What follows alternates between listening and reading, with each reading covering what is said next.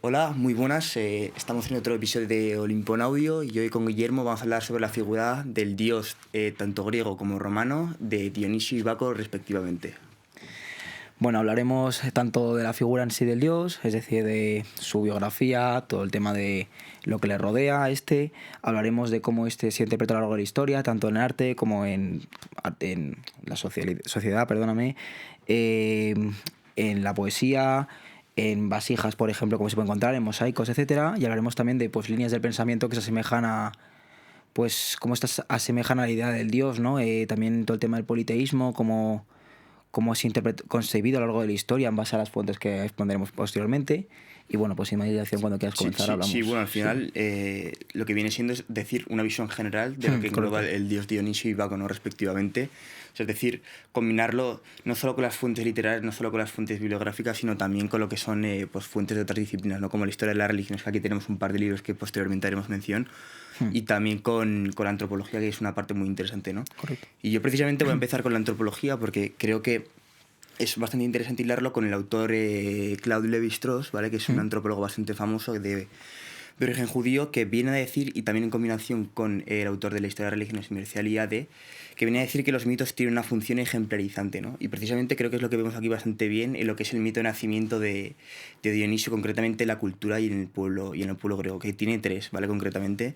Entonces creo que esos tres nacimientos, que ahora los voy a relatar brevemente, responden a lo que es la cosmovisión, ¿vale? Y luego posteriormente también lo hilaremos diciendo que no es un nacimiento de un mito al uso. Correcto. Es decir, Sí. que por debajo subyacen capas bastante interesantes que los tres mitos fundaciones del nacimiento del dios se hilan, ¿vale? Que posteriormente lo vamos a ver. Entonces eso es lo que quiero decir. Es decir, que es algo más complejo, ¿vale? Y entonces, haciendo alusión a Lévi-Strauss, creo que es indicado decirlo porque es interesante y ofrece una visión bastante más completa sobre el tema, vaya. Bueno, correcto. Y además, citando autores contemporáneos y modernos, posteriormente también hablaremos de la visión de lo dionisiaco según Nietzsche frente a lo apolíneo. Pero bueno, antes que nada, pues procedemos a introducir la figura de Dioniso barra Baco para que entendamos de quién estamos hablando. Si quieres introducirla tú. Sí, bueno, a ver, principalmente nos encontramos sobre una deidad del mundo clásico, ya he dicho, tanto griego como romano, y se caracteriza por ser una divinidad, como digo yo, dual. ¿Dual en qué sentido? Dual en el sentido de que representa el vino, representa la fiesta, representa el jolgorio, ¿no? Pero también representa la locura, ¿no? Esa dualidad que también se representa en lo que es la propia naturaleza del dios, ya sea en su nacimiento y en su posterior vida.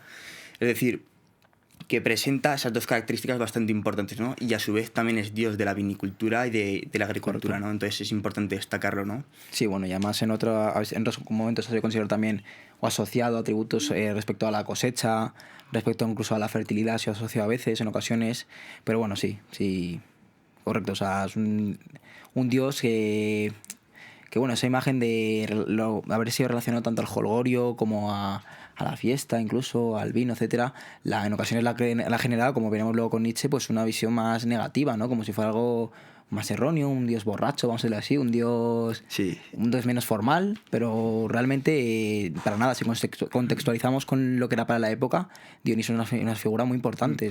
Y luego también creo que es importante decir que hilándolo con la parte de la religión y el dios Dionisio y Baco respectivamente, que esa importancia del vino, es decir, esa representación del vino, esa conjunción del vino con la religión también se ve, por ejemplo, en el cristianismo, en la parte de la transubstanciación,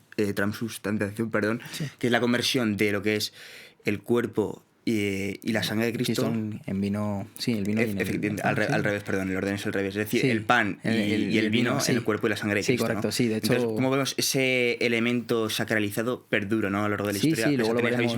Esa visión peyorativa continúa. Bueno, relacionado de hecho con lo de Betín y con el elogio al politeísmo, ese tema del interpretatio tal, que luego lo veremos más posteriormente, desarrollaremos, este libro utilizado aquí.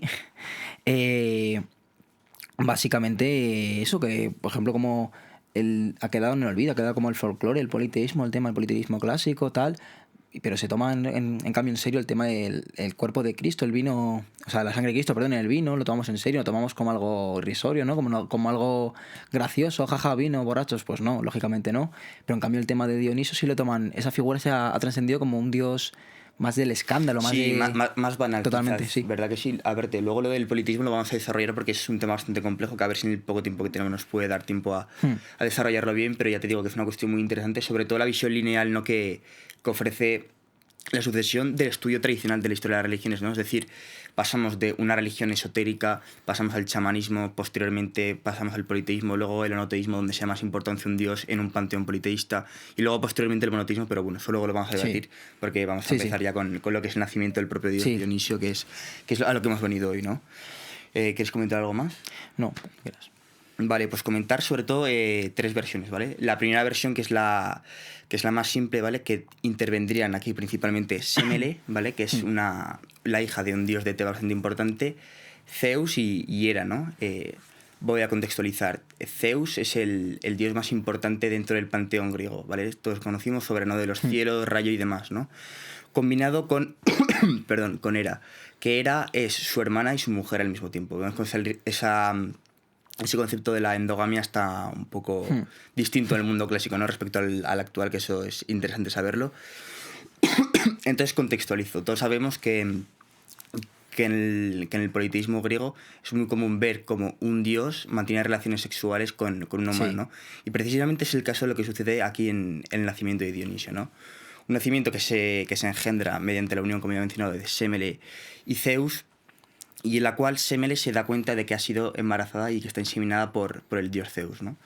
Entonces Hera, que muerta de envidia, va a hablar con Semele, ¿no? Entonces, mediante una apariencia distinta a la suya, es decir, hay varias fuentes que mencionan que es o mediante una anciana o mediante una nodriza, va a hablar con Semele para exhortarle de decir que no es Zeus, que la persona con la que ha mantenido relaciones para quedarse embarazada no es Zeus, por lo tanto no tiene la certeza de que sea el dios. Entonces le exhorta a que el próximo encuentro que mantenga con esa supuesta deidad, que realmente sí que es Zeus, le exhorte a mostrar su identidad, ¿no? Y precisamente Semele es lo que hace en la siguiente ocasión, en el siguiente encuentro, le exhorta a que lo haga, y Zeus en una primera instancia lo rechaza, pero finalmente accede. Entonces, tal cual Zeus se desvela completamente con toda su magnificencia, Semele cae frita, es decir, muere instantáneamente, ¿no? Eso es adecuado decirlo. Luego, una segunda versión, que son relativos a los mitos órficos, ¿vale? Que la palabra órfica hace alusión directa a Orfeo, ¿no? Que es un poeta del mundo griego bastante conocido, que bajó por Eurídice en el Hades y demás, ¿no? Que viene a decir que el hijo primeramente nace de la unión entre Perséfone, es decir, la reina del inframundo, con Zeus, ¿vale? Una unión que se gesta, pero que Hera nuevamente, otra vez como ese agente celoso, interviene para llamar a los titanes, que los titanes, es importante decirlo, una aclaración. Los titanes son no es una especie de deidad, sino son el resultante, perdón, aquí tengo el nombre, entre Urano y Gaia, que suponen respectivamente la Tierra y el cielo, perdón, el cielo y la Tierra respectivamente, y que son deidades que... Sí, al final son una armonización de conceptos, vamos a decirlo así. Efectivamente, que es un estadio previo a lo que es el politeísmo, ¿no? Es decir, eran unos seres gigantescos resultantes de la proporción muy grande de lo que es el cielo y la Tierra, y que se juntaron y dominaban el mundo previo a lo que es el politeísmo clásico, ¿no? Y luego pues, tenemos la historia de Cronos, Zeus, que le derrota y demás, ¿no? Los temas de Saturno, etcétera, sí. Entonces, eso es lo que sucede. Entonces, Hera llama a los titanes y los titanes matan a Dionisio. Por lo cual, no lo matan completamente, perdón, sino que dejan el corazón. Entonces, el corazón lo engendra Zeus, nuevamente, lo engendrará en el corazón en el vientre de Semele. Y eso es lo que sucede. Entonces, vemos nuevamente... Uy, perdón, se me olvidó comentarlo. Y respecto a la primera versión, lo que es el mito clásico del nacimiento de Dionisio, cuando Semele es muere por... acá frita, al quedar... Zeus lo incorpora en su muslo y luego posteriormente nace. Entonces vemos que en tanto la primera versión como la segunda versión, esa idea de doble nacimiento que también se corresponde con la dualidad del dios. Entonces es muy interesante porque nos permite jugar bastante con eso. Y luego ya un tercer mito, que la verdad que tiene menos relevancia lo que es el panorama historiográfico. Sí, pero bueno. Perdón que me he perdido. Que es una versión que se corresponde con Tracia, que es una región cerca de la península de los Balcanes, cerca del mar Egeo, en el cual Dionisio nace de la misma madre y del mismo padre, únicamente que nace como adulto y narra más bien sus aventuras sobre la Asia Menor y demás. Sí, bueno, al final de estas 3 versiones la última no ha sido considerada historiográficamente la más válida, pero bueno, en este caso, al ser un tema tan espiritual, no podemos calificar una como válida y otra como errónea. ya que el origen de Dioniso es confuso. O sea, a lo largo de la historia realmente lo que vemos de Dioniso, el origen realmente, eso vemos distintas versiones, distintos autores, luego lo veremos posteriormente en poemas, escritos clásicos. Realmente el origen, cada autor se menciona que eso, que es el tema de Zeus, Semele, lo menciona igual, pero no menciona tal como tal, indaga en la historia, solo menciona los padres que tiene, o de dónde vino, de quién nació, pero no cómo, no el cómo. El cómo realmente es más confuso, sí. Luego sí puedo hacer una pequeña aclaración que creo que es interesante para el tema, sobre unas dos cualidades comunes que hay en los tres nacimientos, ¿no? Primero, que es la dualidad muy clara y muy marcada entre lo que es la fuerza y la divinidad y la fragilidad del propio ser humano. Es decir, cómo la madre, cuando Zeus se desvela, muere y cómo Zeus sigue siendo Dios. Es muy importante recalcarlo porque al final Dionisio es resultado de todo eso. Sí. Entonces es importante comentarlo. Y luego, la sacralidad combinado con lo profano, ¿no? Es decir, lo propio de Dionisio es lo sacro, lo puro... Sí. Combinado con la ocultación, ¿no?, posterior que le tienen que hacer a Hera por sus celos, ¿no? Es decir, no es un semidios propiamente dicho, pero tiene cierta reminiscencia porque no recuerda, ¿no? Porque tiene ciertos problemas. Luego, en el segundo mito del nacimiento, Dionisio es atraído hacia los titanes mediante frutas, es decir, que es susceptible a esas debilidades humanas. Sí, al final eso piensa como un humano, realmente. O sea, dentro de lo divino que es tentado como un ser humano, se tenta... A ver, es un motivo que realmente que lo vemos en bastantes dioses, ¿no? Como tienen concupiscencia, como tienen deseo sexual. Correcto. Pero en el caso de Dionisio se expresa Sí. notablemente. Es algo bastante curioso. Es que de hecho, al final yo creo que Dioniso puede ser el dios más humano, ¿no? Porque si nos damos cuenta, un dios dedicado eso al jolgorio, a la alegría, al final al disfrute, ¿no? A todo lo cabeza humana, a lo que no es del orden, a lo que es del humano, la humanidad, el sentir, el vivir. Al final yo creo que es el dios más viviente, como decir, el más sentido, el más... No sé si me coincidimos en lo que quiero expresar, pero me entiendes, ¿no? El más sintiente, el más vivo, por decirlo de una forma. Sí, el más vivaz en ese sentido. Sí. Y luego, también sí te puedo hacer una pequeña aclaración que creo que también es interesante. Es que también, hilándolo con el segundo mito del nacimiento, cuando Zeus derrota a los titanes por haber matado a su hijo, de las cenizas de esos titanes emergerá futuramente lo que es la especie humana. Y de ahí, según la mitología griega, se explica, y esto es muy importante, que no lo sabe todo el mundo, se explica el pecado original del hombre, ¿no? Ese concepto cristiano de la maldad intrínseca del ser humano se retrotrae... Y de la tentación, no sé. Se retrotrae, ¿vale?, a la maldad propia de los titanes al ser destruidos por Zeus. Es que al final vemos... Y de esas cenizas posteriormente emerge la especie humana. Eso y otra cosa, como se lea con el libro de Betinis, es que al final vemos que todo está conectado por regiones politeístas, monoteístas, siempre parten de un origen común al final, sí. Pero bueno, si quieres decir algo más o... No, yo sobre esta parte ya he terminado. Bueno, si no quieres, si pasamos a Sí, si quieres, pues, pasamos a comentar un poquito. Sí. Pues comentamos un poquito ahora, si quieres, pues no, primero el tema en el arte, ¿no? Como algo de la historia, pues ha ido recogiendo el arte de la figura de Dioniso. Destacar, bueno, primero en el libro que tengo atrás, no sé si se ve, Dioniso los orígenes, textos e imágenes de Dioniso y lo Dionisaco, en la Grecia antigua, de Alberto Bernabé, Isabel Jiménez San Cristóbal y Marco Antonio Santamaría. En este libro, bueno, que está por supuesto la bibliografía, recogemos tanto definiciones y lo que se ha encontrado sobre Dioniso a lo largo de la historia, como ese material en sí. O sea, recoge textos, recoge figuras clásicas, por ejemplo, aquí recoge material visual, mejor dicho. Recoge, por ejemplo, aquí un par de vasijas y tinajas griegas, ¿no?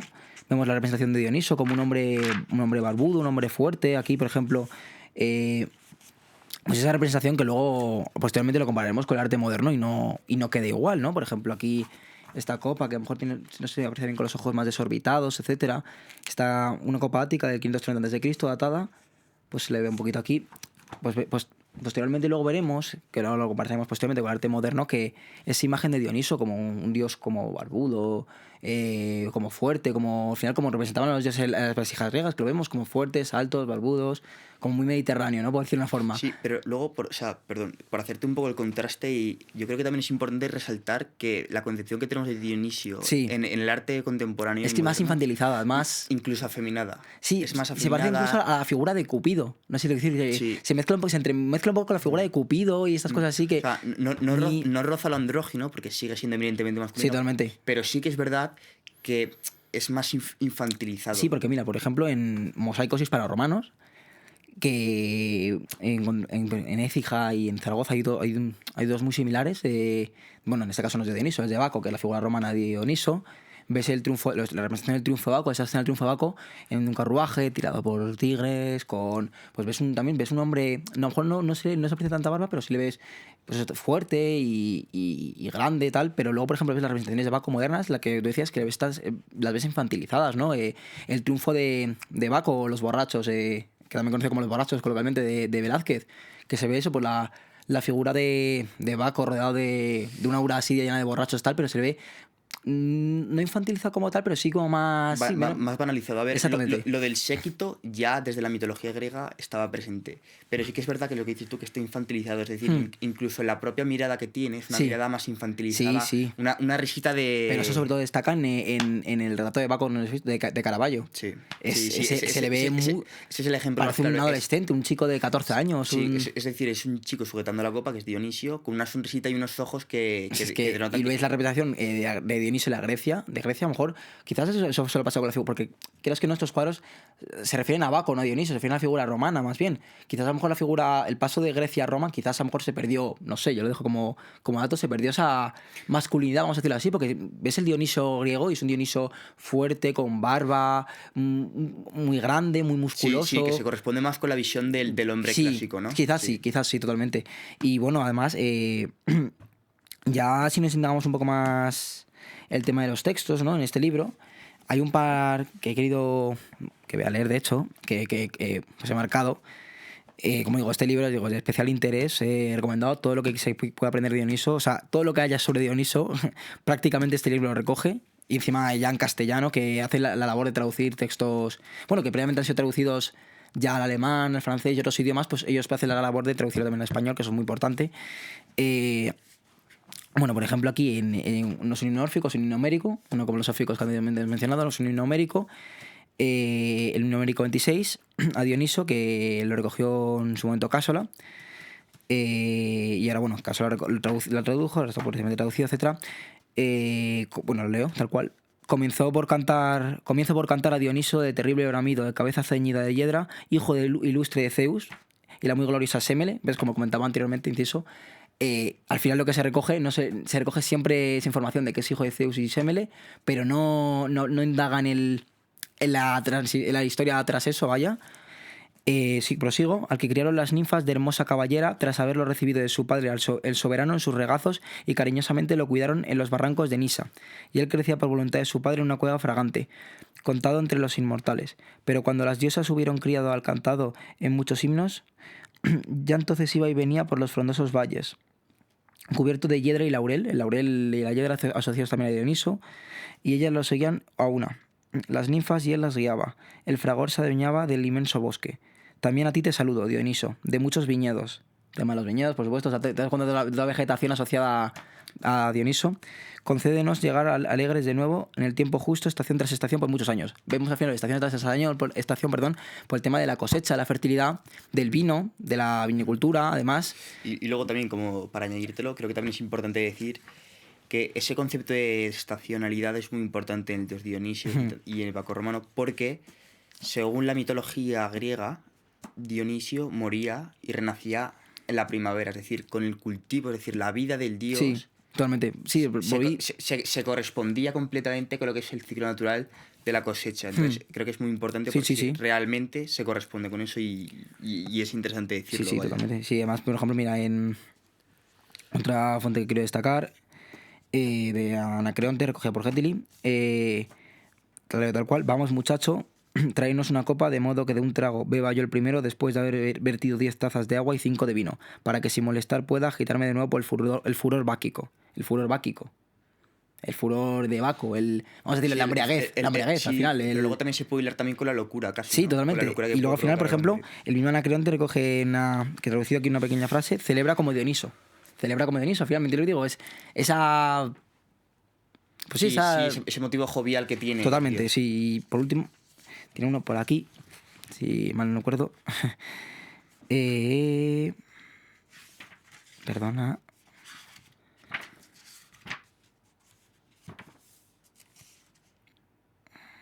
Bueno, sí, era... Aquí está, perdona. Em, Aquí.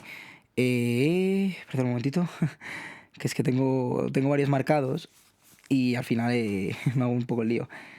Aquí, sí, correcto, del Alceo, ¿vale? Recogido por Boit, lo leo tal cual. Bebamos porque esperamos a las lucernas. Hunde ya el día, alza, amigo. Grandes copas artísticamente trabajadas, pues el vino que hace olvidar los pesares, el hijo de Semele y Zeus se lo dio a los hombres, es decir, Dioniso.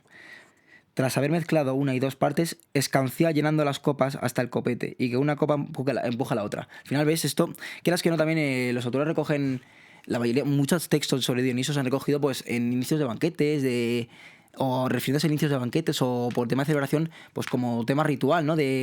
Al final, como decir chin chin, como brindar, pues Sí. dedicar eso a Dioniso, ese vino que estás ofreciendo tú al dios. Pues ahora fíjate, lo que me estás diciendo viene muy bien para hilarlo sobre todo con lo que es el tema de las festividades asociadas al dios, ¿no? Que tanto en la Grecia antigua como posteriormente en Roma tendrán continuidad, ¿no? Sobre todo con todo el tema de lo que se refiere a los festivales de Dionisio, ¿no? Que se realizaban en la antigua Grecia, ¿no? Donde había sátiros que realizaban espectáculos, danzas, ¿no? En honor al dios, ¿no? Evidentemente bebiendo alcohol, ¿no? Y lo que posteriormente sentará el germen de lo que van a ser las bacanales griegas, o sea, Correcto. romanas, pero las tan famosas bacanales romanas. Sí, que al final la palabra bacanal ha perdurado como con un aspecto como negativo, ¿no? Como Efectivamente. una fiesta que desmadra, una Sí, bacanal, sí, una fiesta Sí. de lo que dices tú, de desmadre, Sí, de desinhibirse, correcto. donde inicialmente solo podían participar las mujeres, pero que posteriormente participaron los hombres, y era una fiesta donde predominaba el alcohol, ¿no? Especialmente el vino, y que va a tener continuidad, aunque serán prohibidas, pero perdurará, ¿no? Entonces creo que es muy importante decirlo. Y Sí, luego, bueno. también hilándolo nuevamente con lo que son las festividades asociadas al dios, quiero hacer especial alusión a la isla de Naxos, ¿no? Que es una isla que está en el mar Egeo, cerca del Bósforo, en el cual la civilización micénica ya había vestigios tanto arqueológicos como escritos. De hecho, hilando con el tema de... Sigue, que me Sí, sigo tranquilamente. Que ya había desde el siglo XV a.C., ya había vestigios tanto materiales como tema de... como escritos del culto del dios del culto a Dios a Dionisos. Entonces creo que es importante decirlo porque ya nos pone de relieve y nos pone de manifiesto la importancia que tuvo este dios. Es que de hecho, mira, en el libro de Dionisio es que ya te digo, este libro recoge todo. O sea, un sello, no sé, un sello micénico, aquí el primero, que está en el Museo Benaki de Atenas. Es un sello ya micénico que recoge aquí, si lo puedes ver, la figura de Dioniso en medio, como ya de los lados. O sea, si al final es que el origen, Sí. digo, es un poco difuso, ¿no? Porque... Sí, puedo hacer un pequeño Sí. matiz. La civilización micénica, lo pongo en contexto simplemente para quien no lo sepa. La civilización micénica es una civilización, ¿vale? Que sucedió en las fases finales de la Edad del Bronce, ¿vale? Concretamente entre el 1700 y el 1000 antes de Cristo, 1050 para Sí. ser un poco más precisos. Y que es importante porque es la primera civilización dentro del continente griego que tuvo realmente importancia, Sí, y al fue final... considerada, sobre todo por su economía palacial, su beligerancia con otros pueblos. Es decir, es importante porque sienta realmente lo que es las bases del poblamiento. Sí, al final, tanto micénicos, luego también junto con minoicos, son... Sí, van de la mano, van de la mano. Son lo que luego crearán, ¿no? el concepto de el concepto de Grecia, ¿no? Al final nacerá de estas civilizaciones, y entonces es muy importante, sí, eso bien buena puntualización, porque por si alguien no sabría, pues... Sí, un poquito de ello. es importante porque al final es un hilo conductor y nos pone de relieve que realmente la figura del dios Dionisios Ya se pensaba de antes, ya de existir Grecia como tal, de existir todo el mundo del panteón ateniense, el panteón de Sí, Grecia, tal, existía ya previamente. O sea, Dioniso viene antes de Grecia, no es Grecia con Dioniso. Y Luego también lo quiero llevar un poco a la parte del folclore, que luego posteriormente lo hilaremos un poquito más hacia un discurso un poco más historiográfico, más de las religiones, porque también quiero hacer un par de apuntes. Quería hacer mención, perdón por alejarme del micrófono, quería hacer alusión a dos obras, ¿no? La primera, Las Bacantes, que es del siglo IV antes de Cristo, que viene siendo que Dionisio, ¿vale? Procedente, o sea, llega de un viaje por el Asia Menor y va hacia el rey Penteo, ¿vale? Entonces le ofrece enseñarle sus cultos, e inicialmente este lo rechaza, pero posteriormente sus hijas lo deponen al rey Penteo y aceptan a Dionisio para que les enseñe sus ritos, ¿no? Es decir, la comedia. Y luego, otra vez, hilándolo con la dualidad, es decir, una comedia, y luego vendrá una tragedia, ¿no? Una tragedia en una obra teatral que se llama Las Ranas, que se sitúa cronológicamente sobre el siglo V a.C., que destacará porque, al igual que Orfeo, Dionisio realizará un viaje al Hades para buscar a 2 poetas, porque según él en Atenas no había un poeta que pudiese saciarle, ¿no? Entonces se encontrará a Esquilo y a Eurípides, ¿no? Esquilo representa esa Grecia boyante, ¿no? Propia pues de la batalla de Maratón, ¿no? Es decir, a Esquilo lo reconocemos por la batalla de Maratón, esa Grecia, obviamente, como he dicho, de a finales del siglo XV, del siglo V antes de Cristo, concretamente la batalla de Maratón sucedió en el año 1510 antes de Cristo, entonces creo que si no recuerdo mal, vaya, creo que es importante matizarlo porque representa lo que es la etapa más importante, ¿no? Y luego en contraposición nos encontramos a Eurípides, ¿no? Que representa completamente la decadencia. Entonces, finalmente, Dionisio elige a Esquilo y esa es la importancia, ¿no? Es decir, cómo pasamos de la comedia a la tragedia.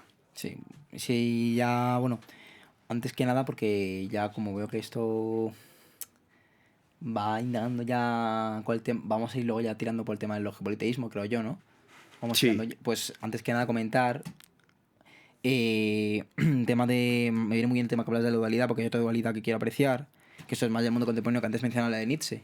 Pues esta de Nietzsche, quiero detener un poquito más, del Apolinio frente a lo dionisiaco. Un pequeño matiz. La batalla de Maratón, el 490, lo había dicho Vale, bien al pues ya principio, está. que no quería fallar ahí, que es una cuestión que debemos saber Pues bien. bueno, adelante. No, Perdón. nada mejor. Lo de Apolinio frente a lo dionisiaco, ¿no? No sé, el tema de Apolinio lo relacionado con Apolo, recogía Nietzsche, con lo dionisiaco relacionado con Dioniso. Es muy interesante, ¿no? Porque al final vemos otra vez cómo es castigada la figura de Dioniso, pero, o sea, en el sentido de no lo recoge tanto como un aspecto negativo, pero sí como algo menos serio, vamos a decirle, que lo Apolinio. Apolinio es relacionado sobre una belleza racional, una belleza estructural, vamos a decir, tal. Propia incluso del dios Apolo, ¿no? Sí, joder, el número de Apolo. Es que Dionisio es llamativo porque es completamente una figura de contrastes, ¿no? Exactamente, Dionisio Apolo. Es decir, esa belleza irracional, infantil y ruda. Y una sensualidad, perdón, porque Nietzsche lo coge más como una sensualidad como exuberante, demasiado, ¿sabes lo que digo? Demasiado sensual, no... debe ser una belleza menos sensual sí, que... Es decir, sí, ese concepto Perdón, de... una belleza más sensual que la Apolinia, pero demasiado sensual. Sí, Se pasa. y luego también hilándolo otra vez con lo que es la mitología griega netamente. Perdón, que sí que en contraposición, como he dicho, Apolo es un dios mucho más racional. Es decir, la belleza, belleza de Apolo es mucho más racional, mucho más fina, mucho más sutil y elegante. Es que eso es lo que Nietzsche, esa belleza sutil y elegante con esa exuberante, caótica del jolgorio, ¿no? Que al final ambas pueden ser bellezas. Por ejemplo, esto ya de Nietzsche se ha ido, pues, vamos a decirlo como expandiendo a todo el mundo de las artes, ¿no? Es decir, el buen autor, el buen poeta, el buen escritor de obras teatrales tiene que recoger en su obra ese punto de belleza sobria, de belleza firme, de belleza, vamos a decir, racional, con ese punto de belleza alocada, de belleza... ¿Cómo puedo decirlo así? Como en una obra de teatro tienes que tener esa parte de seriedad, esa parte de puro guión y esa parte de improvisación, esa parte que te lleve a la locura, lleve... La ambigüedad completamente. Exactamente. La ambigüedad es súper importante en Dionisio. Es que realmente es la clave y todo lo que articula el dios es la ambigüedad, ¿no? Sí, pero bueno, y ahora... Sí, ahora vamos a hablarlo tranquilamente. No, porque es justo decir eso, que es que ahora vamos a ver, pues cómo realmente eso, por ejemplo, como hablamos antes del tema del cristianismo, el tema de la sangre de Cristo, no es considerada... ese elemento, perdón, del vino no es considerado en el cristianismo como algo tan ridículo, bueno, no sé si ridículo, pero vamos a decir tan castigado como elemento del vino en la cultura antigua, que es en este caso el elemento del vino, hablamos de Dioniso, de Baco, vamos. Bueno, si quieres tú introducirlo, sí, vamos a hablarlo si quieres. Vamos a hablarlo ya porque es interesante y nos vendrá bien. Primeramente, este es un libro que me leí yo personalmente hace un par de meses y lo encuentro interesante para el podcast del día de hoy, que es un libro de E.O. James, ¿vale? Que es un profesor de Oxford bastante famoso, sobre todo en la segunda mitad del siglo XX, que relata brevemente lo que es la historia de las religiones, ¿no? Desde el inicio en el Neolítico hasta el monoteísmo actual, ¿no? Sí, que al final el libro, yo me he leído parte, también recoge el elemento común de todas, ¿no? Al final... No las diferencia tanto como tal, sino que también, o sea, dentro de las diferencias que tienen, el recoge al final el elemento humano en cada una, no sé si me entiendes lo que creo. Sí, porque tiene un elemento antropológico esta obra muy importante. Pero también lo quería, es que estas obras, aunque traten de religión, son bastante diferentes, ¿no? Primeramente, esta ofrece una visión más lineal de las religiones, es decir, desde el Neolítico, es decir, la relación con el hombre con la relación, pero sobre todo una concepción... histórica. Más que histórica, una relación de temporalidad lineal. Es decir, que el fenómeno religioso se corresponde con una sucesión lineal de actos y una sucesión... Como algo evolutivo. Como una cuestión, efectivamente, como una cuestión como evolutiva. Como que a lo mejor, no sé si vamos a entendernos, lo anterior es considerado peor que lo siguiente. Sí. Más que peor, menos veraz que lo siguiente. La anterior religión es menos considerada veraz que la siguiente. Sí, es decir, es como que llegas a un nivel que puedes superar, ¿no? Es decir, llegas a un nivel de conocimiento en el cual el pueblo requiere de una religión más potente, ¿no? Exactamente. Entonces, el problema que presenta esta obra, pese a ser muy buena, es que no contempla esa permeabilidad propia, ¿no?, del politeísmo al monoteísmo, ¿no?, que al final es lo que más nos interesa y por un tema de cronología es lo que más cercano tenemos. Es decir, el cambio del politeísmo al cambio del monoteísmo, lo podemos ver también muy fácilmente, del cambio de las religiones politeístas de la Meca al monoteísmo musulmán, ¿no? Entonces lo que quiero hacer ver es que en contraposición de este libro, El origen del politeísmo de Bettini nos viene mucho mejor, de hecho. Nos viene mucho mejor porque manifiesta y plasma mucho mejor la continuidad politeísta a lo largo de la historia, ¿no? Es decir, más allá de la visión artística, más allá del teatro, más allá de una cuestión meramente literaria como podría ser, por ejemplo, los himnos o los himnos homéricos u órficos, ofrece una visión más historiográfica y que indaga más en las partes y la realidad social del hombre, ¿no? Entonces interesa más porque no supone una ruptura exactamente. No supone una ruptura tan brusca como es Historia de las religiones, sino que supone una cierta permeabilidad y una continuidad de las creencias del politeísmo, ¿no? O, por ejemplo, también lanza preguntas muy interesantes como, por ejemplo, es decir, el politeísmo tiene creencias en diversos dioses, pero, por ejemplo, los santos y la jerarquía eclesiástica de la religión católica. Los santos, luego las diferentes apariencias de la Virgen de la Inmaculada, la Virgen de Montserrat, la Virgen del Carmen, la Virgen del Rocío. Sí, que cada una le pides y oras por una cuestión determinada. Es decir, realmente, en última instancia, no digo que sea... Y luego sigue siendo la misma, ¿no? Al final sigue siendo la misma Virgen, pero uno en Guadalupe reza a la Virgen de Guadalupe y yo rezo a la del Carmen o tú rezas a la del Rosario al final. Y estamos rezando a distintas figuras, pero siempre a lo mismo. Es lo mismo que estamos... Sí, no es una cuestión superada, no es una cuestión vestigial. Es más una cuestión que tiene cierta continuidad, al que al final venimos de ello. Es decir, todo el estrato politeísta que se gestó en el mundo mediterráneo, que al final, como cultura occidental, provenimos de ahí, ¿no? Eminentemente, salvando la parte de América, pero venimos de ahí. Entonces, ese estrato perdura, ¿no? Y ese al final un poco es el propósito de nuestro podcast. Pero es que viene muy bien lo que has dicho, el tema de la ruptura. Frente a la ruptura de James, vamos a decir, la progresión, ¿no? de Bettini, progresión en el sentido de que no es una progresión evolutiva, como dice James, que al final lo anterior es peor que la siguiente religión y peor que la siguiente religión, que hay una religión final más, vamos a decir, más veraz. En este caso, Bettini está recogiendo que al final todas son lo mismo, no son todo lo mismo, pero vamos a decir que la siguiente religión coge cosas de la anterior, el tema de la interpretatio que habla aquí. Sí, de la interpretatio. Bueno, si quieres definirla tú... Sí, lo de la interpretatio básicamente, para que no lo sepa... es un concepto, sí. Sí, a ver, es un concepto que creo que... Bettini lo utiliza muchísimo. No sé si lo acuña él, pero lo utiliza bastante. Sí, lo utiliza bastante. Que quiere decir que el politeísmo tiene una capacidad especial para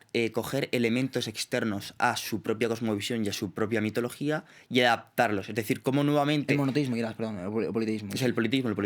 Como tiene esa capacidad de adaptar. Y esa intransigencia la muestra, por ejemplo, las religiones monoteístas. No tienen esa capacidad de adopción. Perdón, sí. En cambio, el politeísmo sí que tiene. Me viene muy bien porque al principio del podcast he mencionado a Mircea Eliade en una obra que se llama Mitos, Sueños y Misterios, que habla como esa función del mito ejemplarizante. Y esa función del mito la recoge muy bien el politeísmo porque adopta posturas de otros cultos y le viene muy bien porque al final conforma un panorama más complejo a nivel estudio. El ejemplo politeísta, vamos a decir, es más ¿cómo decirlo así? Más tolerante. ¿No? Tolerante en el sentido de... Más tolerante de escuchar otras cosas, de ver en otros lados, de coger de otros lados, ¿no? Más o menos, no sé si me estás entendiendo. Sí, es que al final la explicación monoteísta limita bastante la adopción de otras cuestiones. Estás limitando a un relato, al relato de esa religión, todo, sin escuchar lo que... Oye, y esto, sin escuchar nada. En cambio, la religión politeísta va recogiendo, va metiendo dentro de su panteón de dioses, va metiendo... Pum. Es que, de hecho, bueno, antes que nada...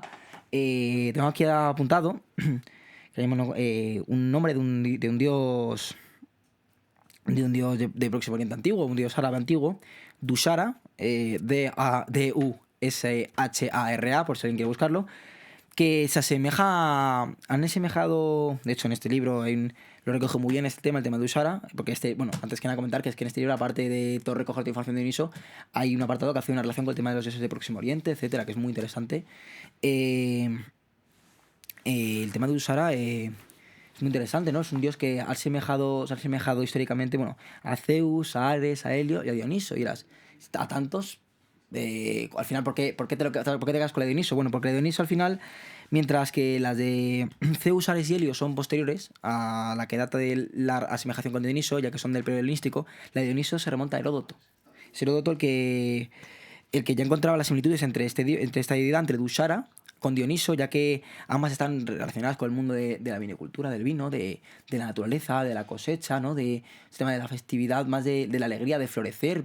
Están muy relacionados, ¿no? Y ese Heródoto el que coge y hace Sí, ese... lo aglutina. Sí, Joder, y es interesante porque al final Heródoto no deja de ser un historiador del mundo clásico. Es decir, ya pone de manifiesto la interpretatio en el propio momento. Es decir, la propia... No es una adopción posterior. Es una adopción que en el propio momento un autor clásico, historiador, recoge de Oriente. Es decir, es una cuestión muy, muy interesante y que nuevamente pone en valor la función de interpretatio. Ahora mismo, o sea... Sí, si lo quieres leer. Lo encuentro, si quieres ir ganando, pero si lo encuentro ya te puedo leer tal cual, que está en la 400... Está por la página 400... Es que es muy interesante porque, digo, es que... Este libro, ya digo, es un libro, vamos a decir, no voy a mentir, es un libro, es larguito, tiene bastantes páginas, tiene 800 algo, creo, pero la mayoría de páginas hay unos 200 algo páginas que son al final material visual, pero es muy interesante, o sea, de verdad, o sea, ya digo, no hace falta... Te tiene que interesar, lógicamente, la historia antigua, tiene que interesar el tema de Dioniso, pero no hace falta para leerse este libro que estar interesado en hacer un trabajo o algo así, porque es un libro que se... Joder, al final aprendes mucho de todo el tema de historia de religiones, aprendes un poco de cómo es el pensamiento humano frente a la religión, cómo se ha ido plasmando en el arte, cómo se ha ido... Ese pensamiento al final sigue siendo esa búsqueda de asemejar, no sé si me explico, elementos como la alegría, elementos como el jolgorio, con personificarlos, es que es muy curioso. Este libro es muy curioso. Pero bueno, no quiero entretenerme más. Te lo voy a decir ahora mismo, te voy a decir tal cual, porque es que es muy interesante. A ver, un momentito. Vale, aquí está el tema de Dioniso y Dusara, que empieza, bueno, en la página 482 de este libro, para el que lo quieras leer. Está en la biblioteca de la Complutense, por cierto, en la Facultad de Historia y Geografía, que hay una parte que se llama Los semitas occidentales y 3.1 de Dioniso y Dusara. Aquí ya hay un momento en que Heródoto lo relaciona... Aquí, mira, lo leo tal cual. En la página 467, además, las tradiciones que equiparan a Dusara con Zeus, Ares y Helio son de época helenística, mientras que las que veía en Dusara un equivalente de Dioniso es más antigua que las otras. Se localiza en la época de Heródoto. Este fue el primero en identificar a los dos dioses, y su idea se convirtió en una referencia para la sucesiva crónica histórico-literaria. Seguramente Heródoto a la hora de escoger la divinidad griega, con la cual traducir, entre comillas, por traducir, lo hemos hablado en este libro, luego lo comentamos, el tema de la palabra traducción entre comillas, el tema de interpretatio, ¿no? Que no es traducir tal cual el nombre, es asemejar ese aspecto, ese poder, vamos a decirlo así. No es traducir tal cual un nombre de tal a tal. Sí, es más meramente la naturaleza conceptual, ¿no? Es decir, lo que quiere plasmar. Sí, bueno, con lo cual traducir a sus lectores un dios desconocido de un pueblo lejano para que pudieran hacerse una idea de su naturaleza. Eligió a Dioniso, porque a sus ojos era el que más se acercaba al dios Nabateo, dios Nabateo de la cultura nabatea que era este dios, Dusara. Bueno, básicamente esto, que al final, lo que dices tú, que este concepto no es algo que recoja Bettini, no es algo moderno, no es algo actual, el tema de la asemejación de dioses, sino que ya Heródoto, que es de la época, vamos a ver, que es una persona que es contemporánea a todo el tema, al auge de la religión clásica, es ya él el que hace esa asemejación de dioses, no se hace posteriormente, es que es muy fuerte esto. Y bueno, yo creo que ya el podcast ya debería terminar, es decir, hemos hecho un pequeño... Es que es un tema bastante complejo, ¿no? Sobre todo hilarlo con el politeísmo, que es la intención que nosotros tenemos como podcast, es hilarlo con todo lo que es, no solo el mundo clásico y lo que se limita a sino lo que es la continuación posterior. Entonces, es complicado tratarlo, yo creo que el episodio del día de hoy ha quedado bastante bien, estamos contentos, esperemos que os haya gustado. Y bueno, sí, bueno, y antes que nada antes de despedirnos, totalmente, que nuestra intención con este trabajo es, aparte de, lógicamente, hablar de la figura de Dioniso, poner en valor el politeísmo. Al final, es poner en valor el politeísmo, según lo recogido por Bettini, ponerlo en valor. Es decir, que esto no quede como algo, el politeísmo como algo del folclore, como algo, como el que se hace de la carta astral o como el que se hace... Sí, es una cuestión que tiene continuidad actualmente. Y que ha perdurado y ha empapado, vamos a decir, nuestras religiones actuales, todo al final está empapado de esto. Es decir, esto no hay que dejarlo al mero estudio académico, o al mero folclore, o al mero persona que quiera disfrazarse un día de Dioniso o lo que sea, sino que tenerlo en cuenta, ¿no? Al final, pues dedicarnos, bueno, nosotros sobre todo como historiadores, dedicarnos a esto, al final. Y bueno, ya pues muchas gracias y hasta luego. Ya, hasta la próxima, sí.